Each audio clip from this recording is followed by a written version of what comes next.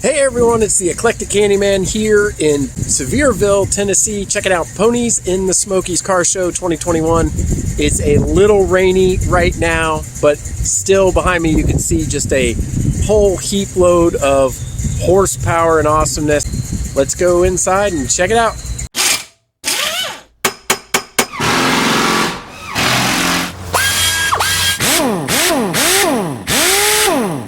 All right, this is Ponies in the Smokies 2021 at the Sevierville Tennessee Convention Center. There's an outdoor and an indoor aspect to this car show, starting outside. Lots and lots of Mustangs on this rainy day, a mix of all different years. It was pretty cool to start outside. Here was my '01 Cobra. This is a naturally aspirated car. I need to do a separate video on it, but it has mostly with the air in the engine. We got the intake mass airflow, upgraded throttle body, intake spacer, engine dress up, color-coded matched struts. Those are pretty cool. Again, hooker headers, Flowmaster exhaust. It's just a really well-kept car. Lots of Ford OEM parts on it to keep it in tip-top shape. Right next to me was a buddy of mine. He's got this custom 69 Mustang with a Coyote swap engine, tons and tons of custom work. You can see the fenders there. Just a beautiful car, got lots and lots of attention, and rightfully so. This actually certainly warranted being on the inside of the car show. Most of the entrants on the inside were there for multiple days. We just went on this Saturday right here. Very, very nice looking car. And there's the back of my '01 Cobra. Always like the way it sounds. Got a staggered setup on it. You can't go wrong with a Cobra. Just a classic nameplate. So we had a couple of nice cars here. Got a lot of folks looking at it. Unfortunate that it rained, but it was still pretty cool.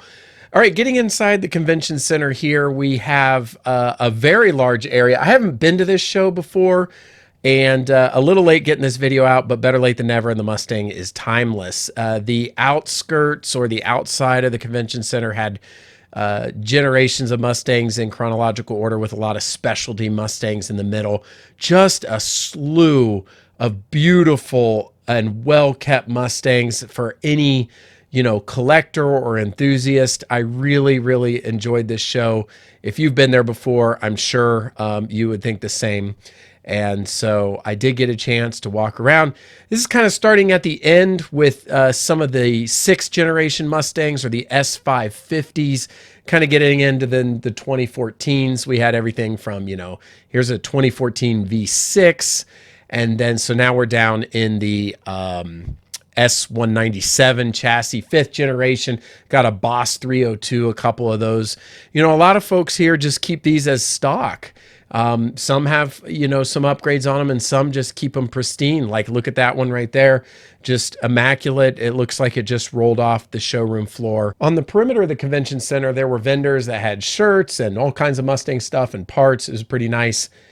Here we have a 2011 white GT500. Then we've got a 2010. So this is post redesign in the S197 era.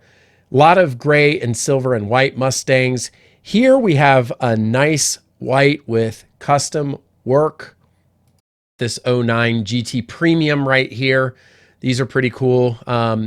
Now, got to do a quick extra look on this. This is a GT500 KR. Good guy, Robert. He's got this kind of a foreshadow into my current Mustang that I have, which is a 2009 GT500 KR. So this one holds an extra special spot for me. I did not know it at the time, but that's an awesome, awesome Shelby GT500. This here, again, we got another Shelby. I believe this is a Shelby GT. It does have some, I don't believe all of that engine dress up came with it from the factory, but there's another cool car. This one right here is, let's see, we're getting into the Terminator. So now we're into the Gen 4, which I'm well familiar with because of the Cobra I had, or the SN95 platform. Here is a custom Terminator. Got a lot of dress up and such. And then this is a Roush 360R. I was a real big fan of the Roushes back in the day. They were, you'd always go into the Ford dealer and see a Roush, and depending on what stage it was, with lots of upgrades, you can see it's signed by Jack Roush on the radiator cover there.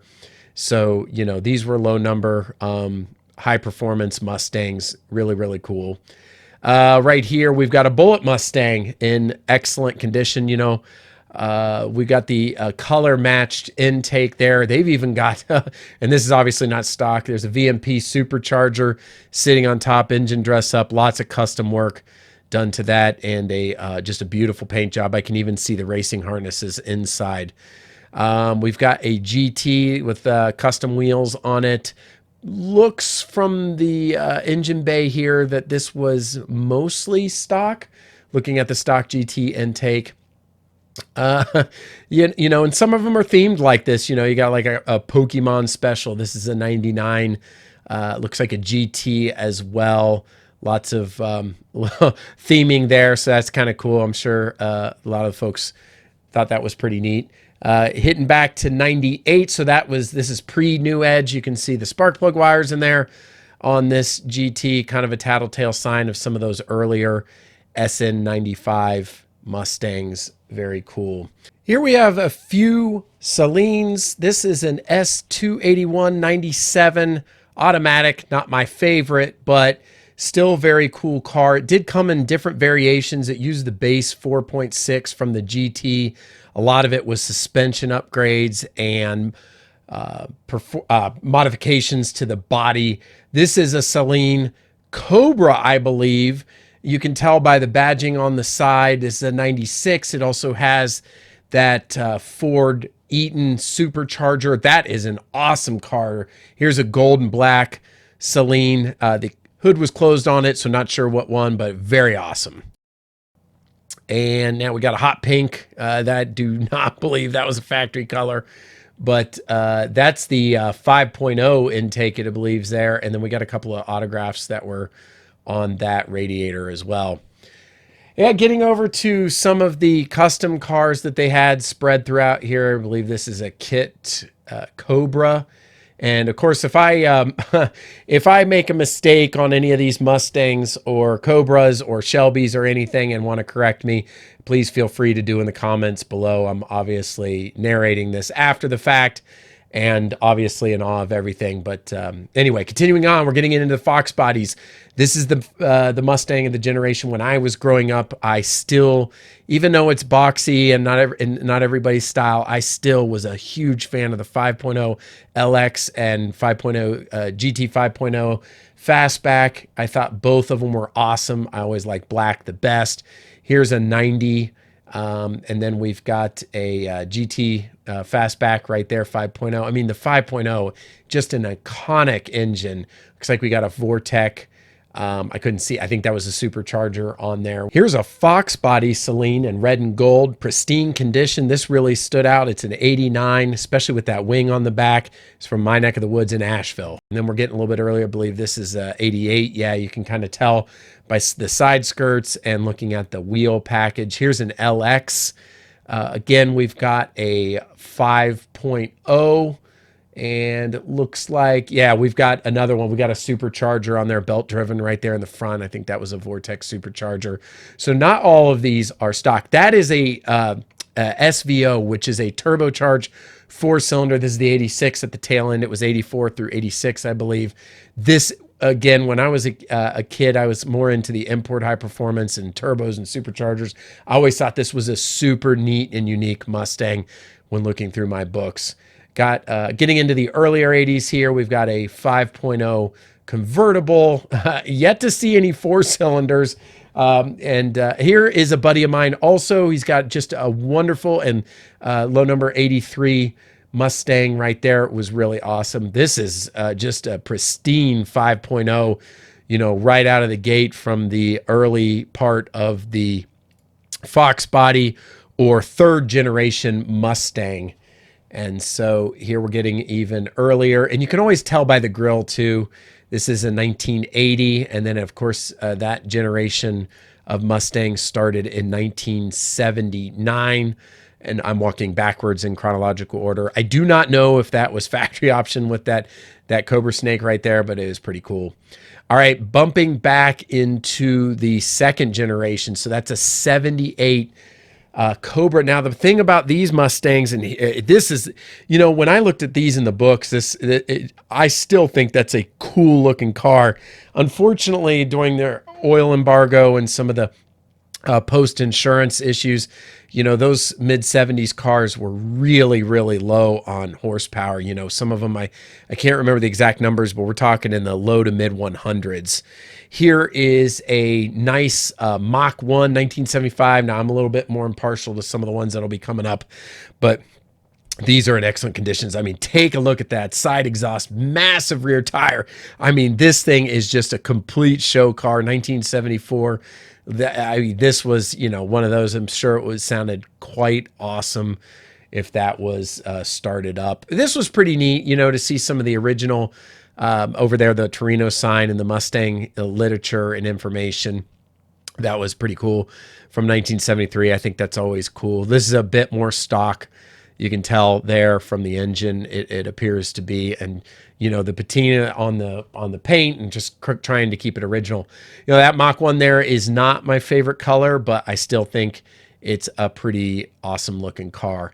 Now this Mach 1 here, this is absolutely up my alley. I would drive this car every single day. This 1971 Mach 1, just the rally wheels, that engine, it just looks super, super cool. I don't mind having a big old boat of a muscle car. I just think this one looks fantastic with those stripes down the side.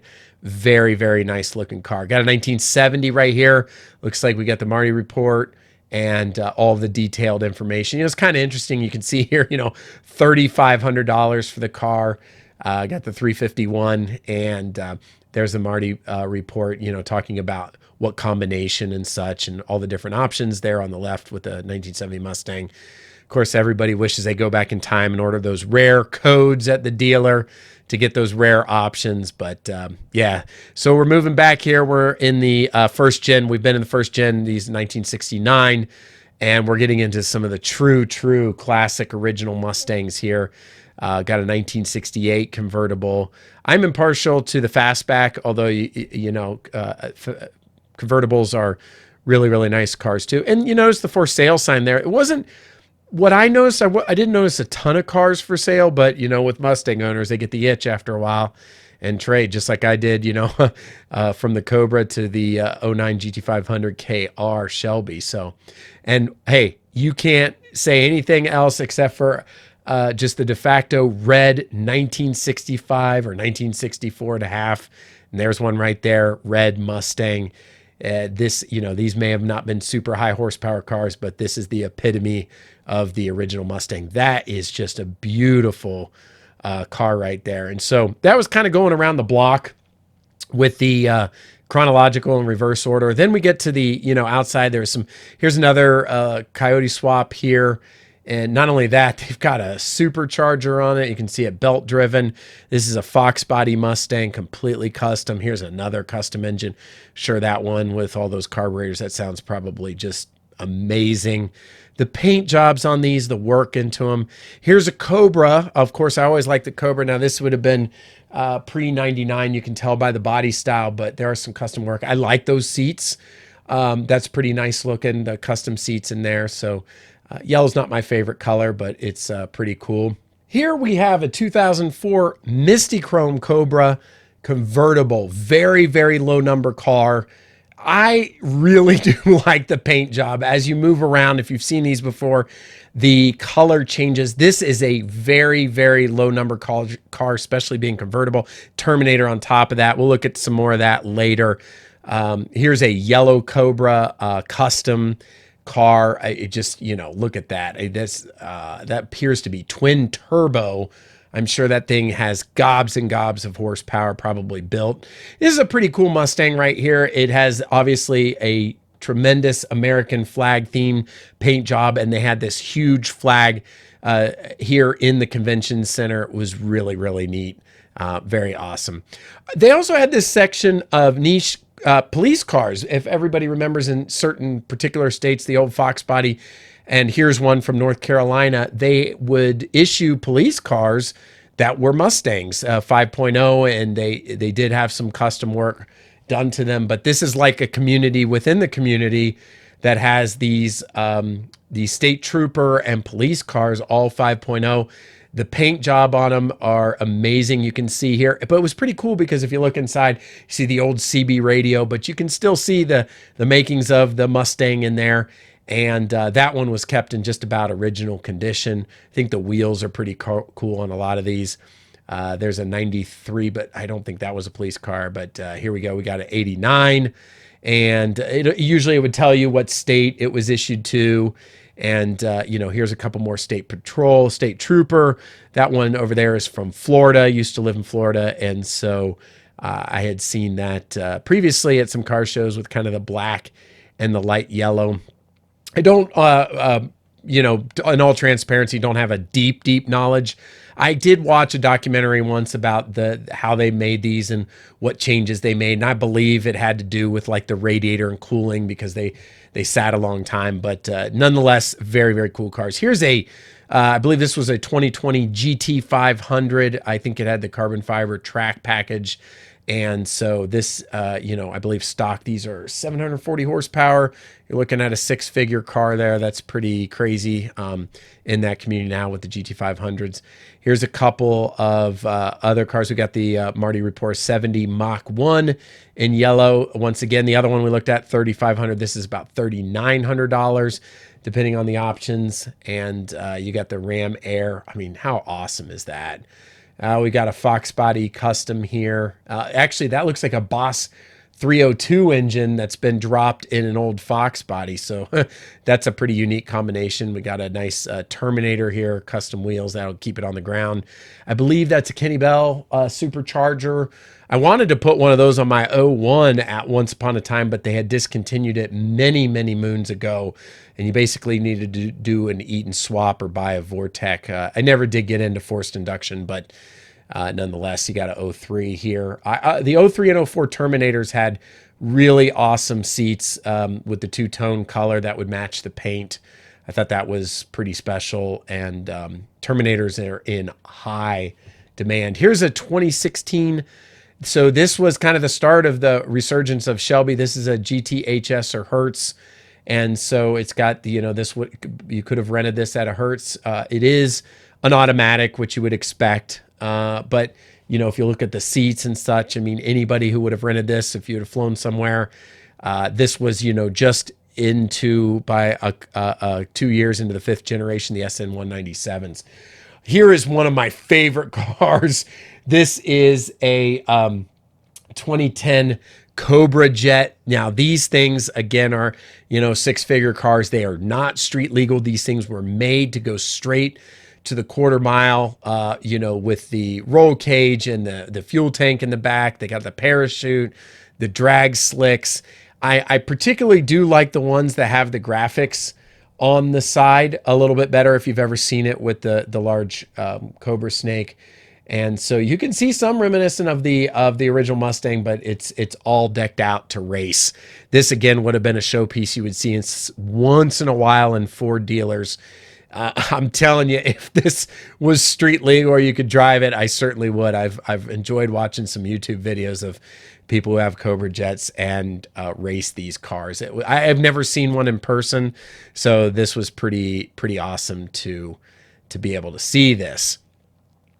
Moving along here, we've got a, looks like that's a Roush Mustang again. And coming over here, this is a Ford GT40. I'm pretty sure, I didn't see the documentation on this. I'm pretty sure this was a reproduction, but honestly, I'm not 100% sure. These were made from 64 to 69. There were only 105 produced. And that's why I say, probably a reproduction, because I think if it was one of those, there would have been a rope around it and you would not even be able to get partially close. But I'm not 100% sure, to be honest with you. Nonetheless, awesome car. Regardless, I would have loved to have heard it started up. And you've got a Mustang over there that almost has the similar paint scheme. Here is a 1993. This is the end of the Fox Body era. Cobra. This is a sought-after car, especially in that period. I do like the upgraded seats. One of the things that always I had a knock on the Fox bodies is just the interior was very pedestrian from the factory. And of course you could change things out, but I don't mind the exterior actually, but it was the interior that was, I thought that they did a much better job in the SN95 and of course the newer Mustangs. Got some custom work for sure. You've got a supercharger on there, forced induction, probably much more horsepower, but sitting in the bottom body of this 93. Not everybody wants to modify the 93, but nonetheless, that one was. We've got a GT500 over here. We've got another Cobra. We got a lime green Mustang over there, and just kind of looking out here in the middle, again, at some of the unique and individual Mustangs. You have to submit to get on the inside a little bit earlier, and you're probably going to stay there multiple days in the week. This is a bit more stock on this 93 Cobra right here with the still some custom modifications. Here's a Carolina blue, true Carolina blue Fox body that was used for one of the companies that was selling some items here, and rounding it off with the pumpkin orange Mustang here, pretty nice. And then we got some more custom Mustangs. Although my favorite Mustang probably of the show, or at least one of them, was this 2004 Misti Chrome Mustang Cobra, just immaculate. That, you know, I showed you the other one earlier, but this one is just a complete showpiece, 100% stock, you know, probably other than that K&N sticker right there. Limited, you know, this is going to do nothing but go up, up, up in value. I'm sure it would look just fantastic driving on a sunny day. Well, that's it for Ponies in the Smokies, headed back through the gorge on I-40 to Western North Carolina. I hope you enjoyed this trip over to East Tennessee. And until next time, this is the Eclectic Katie Man. We'll see you later.